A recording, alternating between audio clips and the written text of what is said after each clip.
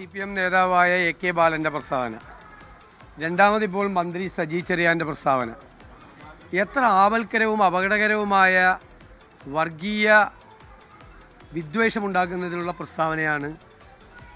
ഭരണഘടനാ പ്രകാരം സത്യപ്രതിജ്ഞ ചെയ്ത് അധികാരത്തിലേറിയ ഒരു മന്ത്രി ചെയ്തിരിക്കുന്നത്. എന്താണ് ഇതിൻ്റെ ഉദ്ദേശം? ഞാൻ പറഞ്ഞത് ശരിവയ്ക്കുകയാണ്.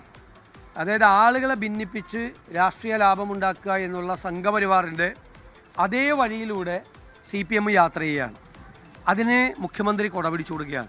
മുഖ്യമന്ത്രിയുടെ അറിവോടുകൂടിയാണ് ഈ രണ്ട് പ്രസ്താവനകൾ നടന്നിട്ടുള്ളത്. ബാലൻ്റെ പ്രസ്താവനയെ മുഖ്യമന്ത്രി ന്യായീകരിച്ചു.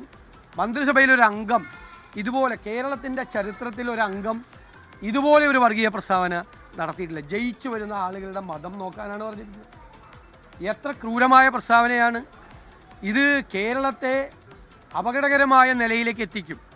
നമ്മുടെ സംസ്ഥാനം ഉണ്ടാക്കിയ മൂല്യങ്ങൾ മുഴുവൻ കുഴിച്ചു മൂടപ്പെടും. വർഗീയത ആളിക്കത്തിക്കാൻ വേണ്ടി ഒരു തീപ്പൊരി വീഴാൻ കാത്തു നിൽക്കുന്നവരുടെ കൈകളിലേക്ക് ഒരു തീപ്പന്തമാണ് ഇവർ എറിഞ്ഞു കൊടുക്കുന്നത് എന്നിവർ തിരിച്ചറിയണം. എനിക്കൊരു കാര്യം പറയാനുണ്ട്. പിണറായി വിജയനും VD സതീശനുമൊക്കെ കുറേ നാൾ കഴിയുമ്പോൾ രാഷ്ട്രീയത്തിൽ ഇല്ലാതാവും, കുറേ കഴിയുമ്പോൾ ഓർമ്മ മാത്രമാവും. പക്ഷെ കേരളം അപ്പോഴും ഉണ്ടാവും.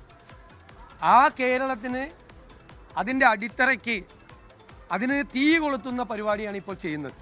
വരും തലമുറയോടുള്ള ക്രൂരതയാണ് ഈ കാണിക്കുന്നത്. അത്തരമൊരു വർഗീയത കേരളത്തെ എങ്ങോട്ട് കൊണ്ടുപോകും എന്ന് വരാനിരിക്കുന്ന നമ്മുടെ തലമുറയോട് ഇതുപോലെ കടുത്ത അനീതി ചെയ്യരുതെന്നാണ് എൻ്റെ വിനയപൂർവ്വമായ അഭ്യർത്ഥന. ഞാൻ കൂടുതൽ സംസാരിക്കാനില്ല. കാരണം ഇത് വളരെ വേദനിപ്പിക്കുന്ന, നമ്മളെയെല്ലാം വിഷമിപ്പിക്കുന്ന പ്രസ്താവനകളാണ് ഉത്തരവാദികളായ ആളുകളുടെ ഭാഗത്തു നിന്നുണ്ടാകുന്നത്. ഇപ്പം എന്താണ് ഇവരും സംഘപരിവാറും തമ്മിലുള്ള വ്യത്യാസം? ഭരണകൂടത്തിൽ ഇരുന്നു കൊണ്ട് മന്ത്രിമാരുൾപ്പെടെയുള്ള ആളുകൾ ഇത് ചെയ്താൽ കേരളം എവിടെ എത്തിച്ചേരും എന്ന് തിരിച്ചറിയണം. ഇതാണ് എനിക്ക് പറയാനുള്ളത്.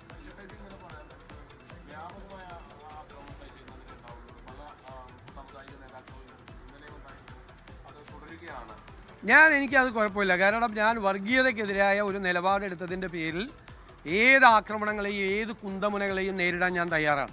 ഞാൻ പറഞ്ഞല്ലോ, വർഗീയതയുമായി ഏറ്റുമുട്ടി തോറ്റ് നിലത്ത് വീണാലും അത് വീരോചിതമായ ചരമമായിരിക്കും, അല്ലാതെ വെറുതെ പോകില്ല. എനിക്കൊരു ഭയമില്ല.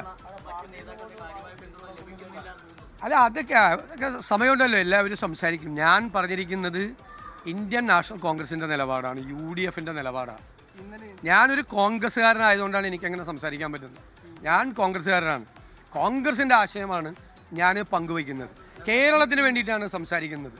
കേരളത്തെ തകർത്താൻ, കേരളത്തെ ഭിന്നിപ്പിക്കാൻ ആര് വന്നാലും അതിനെ ചെറുത്ത് തോൽപ്പിക്കുക തന്നെ ചെയ്യും. ലോകത്തെവിടെയായാലും ഏത് സമയത്തും 24 വാർത്തകളും ഓഗ്മെന്റഡ് റിയാലിറ്റി പാക്കേജുകളും എക്സ്പ്ലെയിനറുകളും വിശദമായി കാണാൻ ഞങ്ങളുടെ YouTube ചാനൽ നിങ്ങൾക്ക് സബ്സ്ക്രൈബ് ചെയ്യാം.